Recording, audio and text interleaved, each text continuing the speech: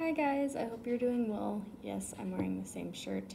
I wanted to go ahead and film part 2 of my thoughts on medical model versus the social model of disability while I was still thinking about it and while the thoughts were fresh in my mind because I don't video with notes.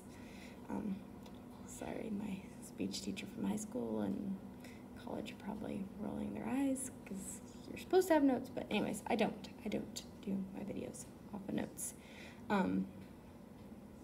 So I've just been really encouraged, and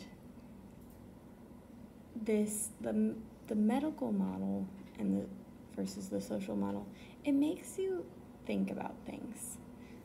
Not only the pouring, where the money gets poured into, but just how it can benefit like me as an individual with a disability and my foster daughter as an individual with a disability and many others. And here's some of the things that were listed by Molly Burke in her video, which I thought was really neat, and I hadn't thought about it. So the curbs on sidewalks, yes, they were put in originally for people in wheelchairs, but they're not only used for people in wheelchairs. Like, if you have a stroller, you'll use it. You know, if you have a suitcase, you'll use it. Maybe if you have a difficult time, like stepping up on a step, you would use the ramp instead.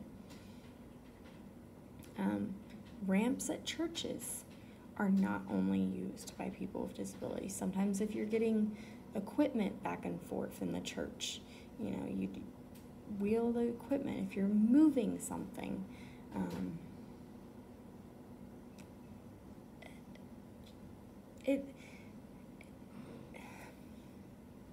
you know, people with disabilities aren't saying like, well, that's only mine, you can't touch it. No, they're like, you know, it's there, use it. Because the more things get used and the more it's useful, then the more likely it'll be, you know, there to pop up in more places, hopefully. This one I didn't know. Text messages. That was originally done for the deaf community, deaf people. And why don't I know that? Because everybody uses it. You know, there's a lot of people that would prefer to text over calling. Being here in the Philippines, texting is a lot cheaper than calling. And so to save money, a lot of people will text instead of call. And it's convenient, it's easy, it's, you know, so everybody uses it.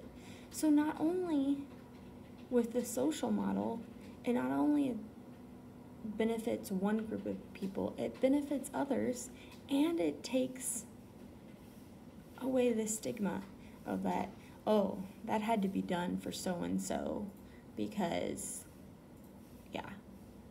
You know, like, as a person with a disability, anything that can be done so that you don't have to stick out more and so that people are not like, oh, it's you, and you don't want people to have those thoughts. You don't want people to have those actions and things. So, like, my church back in the States, they have a railing to go up to the stage.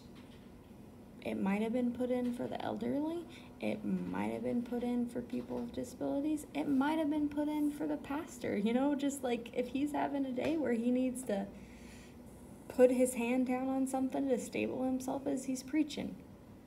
Who cares who it was put in for? It's the fact that that was thought of and done. You know, yes, there are times and places where money for research for cures and things is important. I get that. But for things that we know that aren't going to be curable, and we could take that money and make those people's lives easier now by putting in ramps, by putting in elevators, by this was something that I hadn't thought of. Little people and the level of the ATMs. Like, think about where you're placing ATMs and how that affects them. You know, there's just many things we don't think about. Going to a restaurant. If there's a Braille menu or an accessible app, then that blind person doesn't have to be seen as blind for that moment. Like, they are independent and they can do it. You know, if you go to a restaurant and there's already a spot for a wheelchair to roll up to, then you don't have to take the time to move the chair and, you know, make a ruckus and have people looking at you. It just makes a difference, you know. Even if restaurants have a certain night or a way that they, you know, possibly open up earlier so that people with autism or families that have kids with autism, you know, they can go and just have a night where there's not people staring at them, where there's not, you know, them thinking, can I keep my kid quiet? Can I keep my kid calm? Like, you know, just possibilities and opportunities to be ourselves. It is so important. As teachers, we are encouraged to look at our classroom and look at the situation and figure out different tips and tricks and things that we could do so that child feels like they belong and doesn't have to work extra hard, because getting an education is working hard already. I remember growing up and my test would be enlarged. They would be enlarged to 129%, so that I could see them better.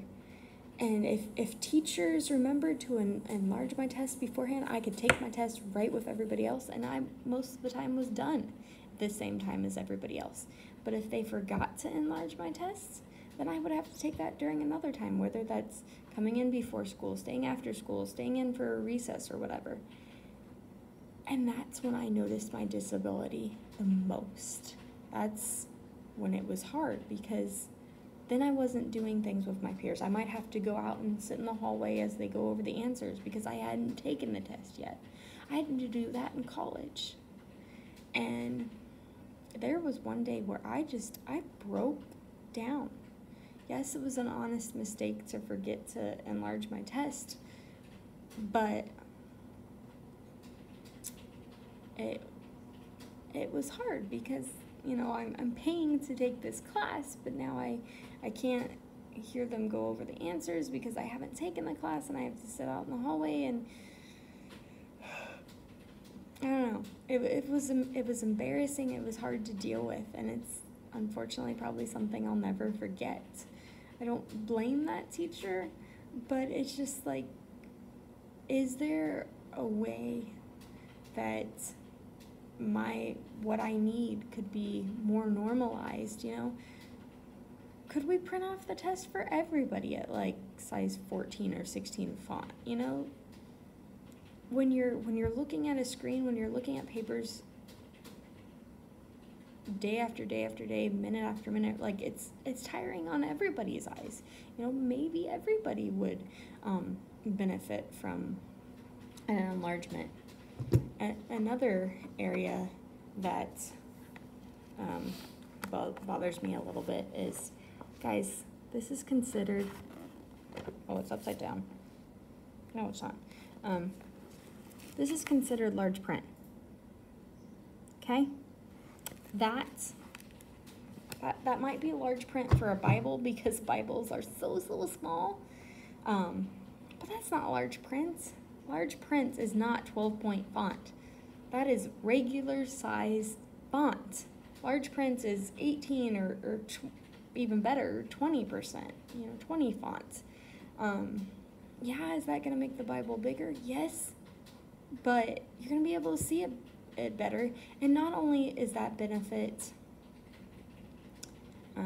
people with vision loss, that's going to benefit the elderly. They enjoy the large print and being able to see their Bible and not having to strain. And if you're a pastor and your Bible's farther away from you, having it larger is going to be easier for it to be seen. And so things that we don't think about, and I don't expect you to, because it's not the world you live in on a daily basis. But if the social model was more focused on than the medical model, we could all sit there and say, how can we help make life better for each other? How can we help make life better for everyone? I've been listening to the Johnny and Friend Ministry podcast, and one of the comments a parent made was, a lot of times as a parent, and even for the child, you choose what friends and family you spend the most time with depending on how accessible their house is.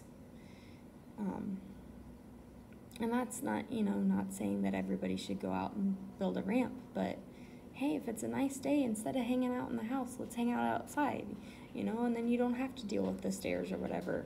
Or get a piece of plywood that you slap down on the stairs when somebody comes to visit, and then you take it off when they're not, Just being willing to think outside the box and not always have the thought of, well, she just needs to be healed. She just needs to do this, and this. That's not always the answer. Sometimes it is, but sometimes we just need to meet people right where they're at and say, you are loved, you are valued, you are important, and meet them where they're at and see how we can come alongside them. So that's what I would encourage you with today.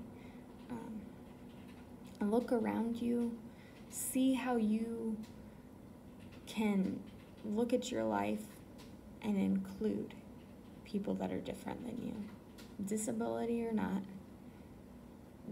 We need to open up our community. We need to open up ourselves to a wider community of friends. So it's not just this small group of people. So that's it for today. Have a great day. Love you guys. Bye. God bless.